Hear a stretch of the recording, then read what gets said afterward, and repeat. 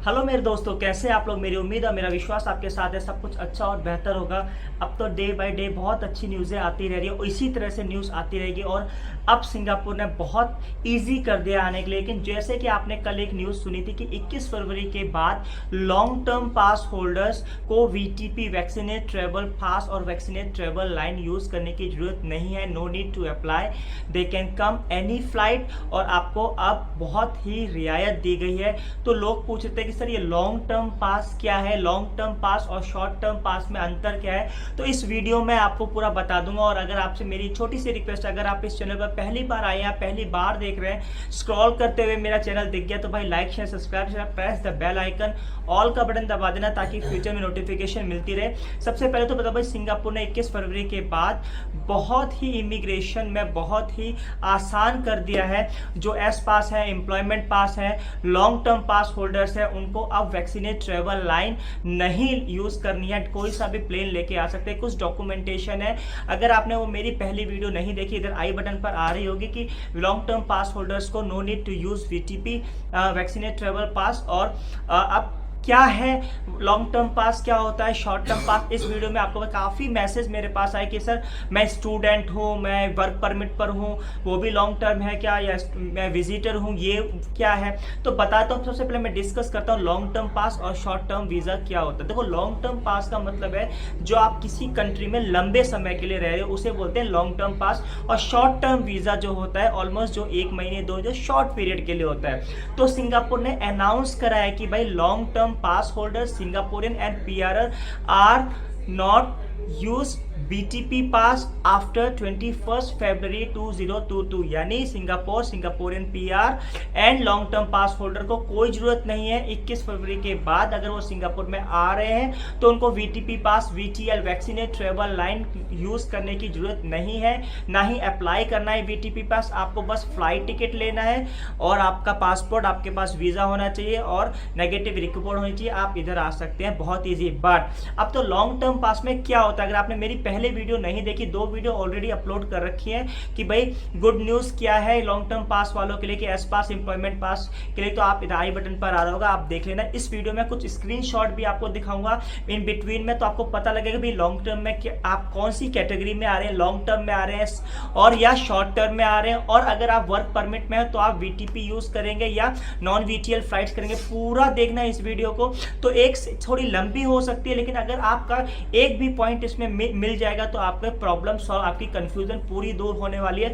थोड़ी बहुत लंबी जरूर होगी वीडियो, लेकिन ढंग से सुनना ताकि बहुत आसानी हो, आपको कंफ्यूजन ना हो कि भाई मैं लॉन्ग टर्म पे आ रहा हूँ, मुझे वीटीपी अप्लाई करना है या नहीं करना है, मुझे अगर वीटीपी नहीं मैं कर सकता हूँ तो कौन सी लाइन यूज कर सकता हूँ, क्या करना है, कैसे सिंगापुर आना है, पूरा बताने वाला हूँ। तो सबसे पहले discuss basic inquiry. Long term pass और शॉर्ट टर्म पास दो तरह के वीजाज होते हैं। तो लॉन्ग टर्म पास में क्या होता है, जो आप लंबे समय, इसमें स्टूडेंट भी आता है। तो अगर आप स्टूडेंट पास होल्डर्स हो तो भाई आपको 21 फरवरी के बाद वैक्सीनेट ट्रेवल लाइन वीटीएल और वीटीपी वैक्सीनेट ट्रेवल पास अप्लाई करने की जरूरत नहीं है। ठीक है, स्टूडेंट पास है। दूसरा एस पास एंड एम्प्लॉयमेंट पास, ये लॉन्ग टर्म पर आ रहे हैं। डिपेंडेंट पास का मतलब अगर आप सिंगापुर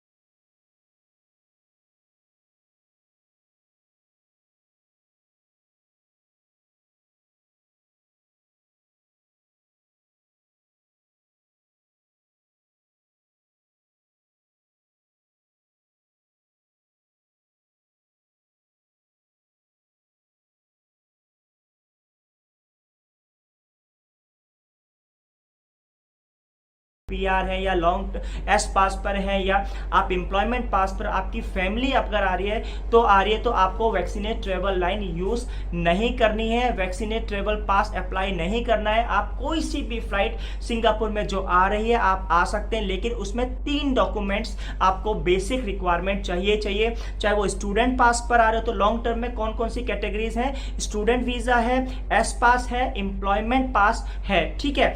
ये जो 3 बंदे पीआर एंड सिंगापुरियन, ये जो 5 तरह की जो कैटेगरीज हैं, इनके लोग मीन्स अगर आप स्टूडेंट हैं, अगर आप एस पास हैं, अगर आप एम्प्लॉयमेंट पास हैं, अगर आप पीआर हैं और आप सिंगापुरियन इंडिया से सिंगापुर आ रहे हैं तो आपको वीटीपी पास अप्लाई करने की जरूरत नहीं है। कोई सी भी फ्लाइट चाहे वो वीटीएल हो या नॉन वीटीएल फ्लाइट हो जो सिंगापुर आ रही है किसी भी स्टेट से, चाहे वो आंध्रा से हो, चाहे वो तमिलनाडु से हो, चेन्नई पंजाब कहीं से भी आ रही है, अगर आप इन 5 कैटेगरीज में आपका कोई भी एक कैटेगरी मिलती है, चाहे स्टूडेंट हो, चाहे एस पास, एम्प्लॉयमेंट पास, पीआर और सिंगापुर, तो भाई आपको डायरेक्ट पहले क्या करना है, एक टिकट खरीदनी है, फ्लाइट टिकट, ठीक है। नंबर दूसरा आपके पास पासपोर्ट होना चाहिए, नंबर तीसरा आपके पास वीजा होना चाहिए और चौथा 72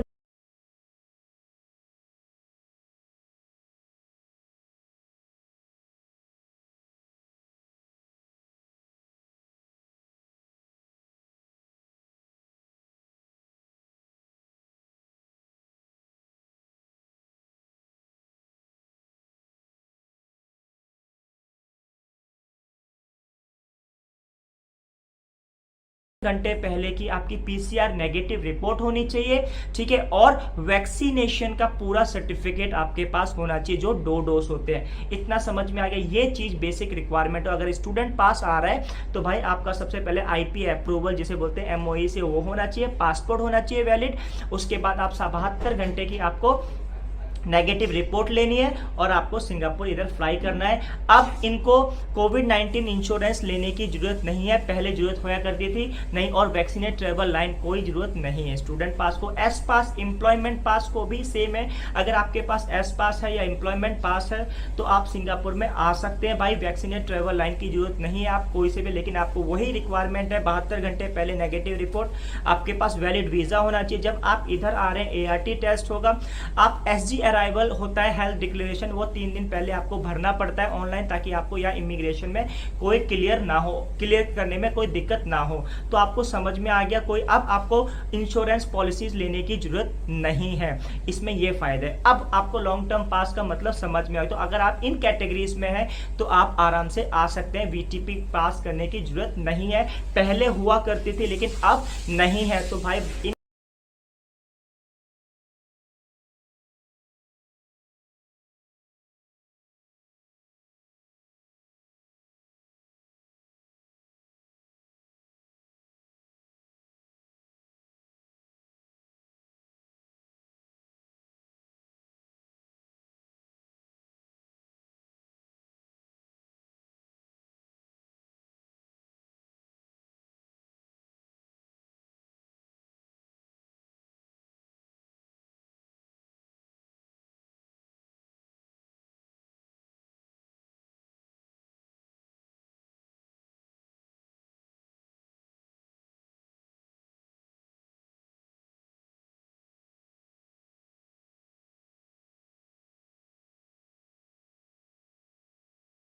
समरी बता रहा हूँ, स्टूडेंट पास हो, एस पास हो, एम्प्लॉय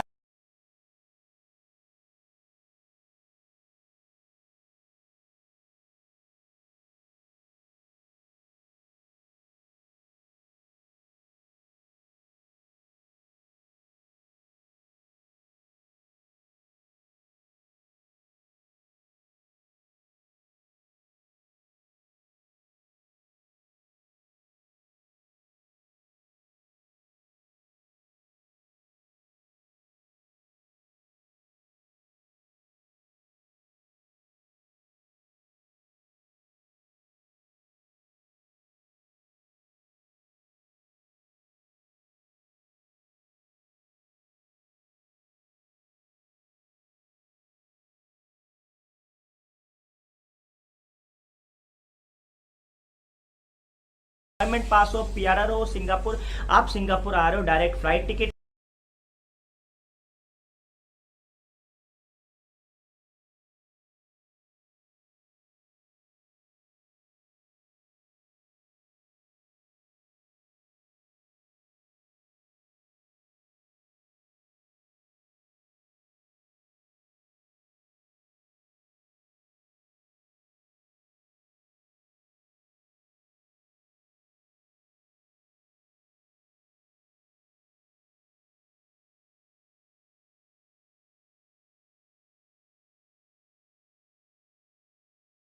लीजिए सिंगापुर, और प्री डिपार्चर 72 आवर्स का आपको नेगेटिव रिपोर्ट लेना है। तीसरा, आपको एसजी अराइवल करना है और आपका पास वैलिड वीजा होना चाहिए, एस पास का और एम्प्लॉयमेंट पास का और स्टूडेंट पास अगर तो आप आ सकते हैं। अब बात करते हैं शॉर्ट टर्म। शॉर्ट टर्म वाले क्या करेंगे, टूरिस्ट वीजा जो बता रहा हूं, अगर आप टूरिस्ट वीजा पर आना चाहते हो तो भाई आपको vaccinate travel line VTL use करनी पड़ेगी। नॉन VTL आप फ्लाइट नहीं यूज कर सकते, ठीक है भाई। सुन लो, शॉर्ट टर्म होता है टूरिस्ट वीजा जो 1 महीने के लगता है, 1 महीने के लिए एक्सटेंड हो जाता है। तो अगर आप आ रहे हो तो भाई आपको VTP वैक्सीनेट ट्रेवल पास अप्लाई करना पड़ेगा। अब बात करते हैं जो वर्क परमिट पर। वर्क परमिट भी एक तरह का लॉन्ग टर्म वीजा होता है, लेकिन लॉन्ग टर्म वीजा को वर्क परमिट से थोड़ा अलग कर दिया गया। वो अब वर्क परमिट वाले जो है, जो construction, marine and Singapore, non Malaysian people अगर हैं वर्क परमिट पर, वो VTL यूज कर सकते हैं from Malaysia. But non Malaysian, मैं स्क्रीनशॉट देने की कोशिश करूँ, जो नॉन मलेशियन हमारे इंडिया के लोग जो कंस्ट्रक्शन CPM सेक्टर्स में है भाई, वो VTL यूज नहीं कर सकते। उनको कंट्री के हिसाब से, लाइक इंडिया कैटेगरी 2 में है तो उनको work WHPL work health line use करनी पड़ेगी। एक वर्ड होता है, तो कहने का मतलब उनको ICNG अप्रूवल लेना पड़ेगा। उनकी प्रोसेस वही पुरानी वाली अगर आप वर्क परमिट पर हैं, ठीक है। अगर वर्क परमिट पर आप किसी और सेक्टर्स में हैं लेकिन CPM में नहीं आते, आप VTL यूज कर सकते हैं, लेकिन आपको आपका एम्प्लॉयर अप्लाई करेगा। आई होप सो आपको पूरा समझ में आ गया होगा कि भाई मेरे से काफ़ी सवाल ऐसे आते हैं कि सर मेरे को VTL यूज़ करूं। तो भाई देखो, VTL जो है अब उनके लिए इशू हुआ है जो टूरिस्ट वीज़ा पर आना चाहते हैं और जो वर्क परमिट पर हैं लेकिन non construction, marine, process sector में नहीं। अगर आप इन सेक्टर में तो अभी आप VTL नहीं यूज़ कर सकते।